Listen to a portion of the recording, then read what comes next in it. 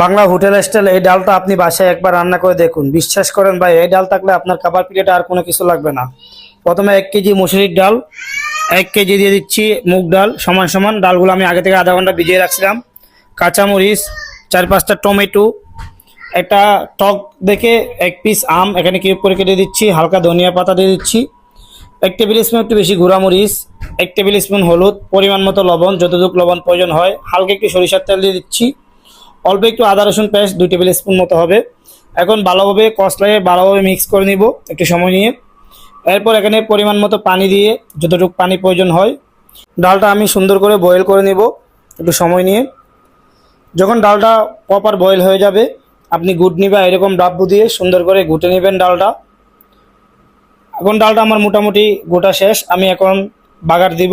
বাগারের জন্য একটা কড়াইতে আমি সয়াবিন তেল দিয়ে দিচ্ছি, আপনি চাইলে সরিষার তেল দিতে পারেন। কিছু আস্ত জিরা দিয়ে দিচ্ছি, তার মধ্যে শুকনো মরিচ, হালকা পেঁয়াজ আর রসুন। এগুলি যতক্ষণ পর্যন্ত গোল্ডেন কালার আসবে না ততক্ষণ ওয়েট করব। যখন গোল্ডেন কালার চলে আসবে তখন আমি এখানে একটু ডাল দিয়ে দিচ্ছি। ডাল দিয়ে এখন বাগারটা দিয়ে দিচ্ছি।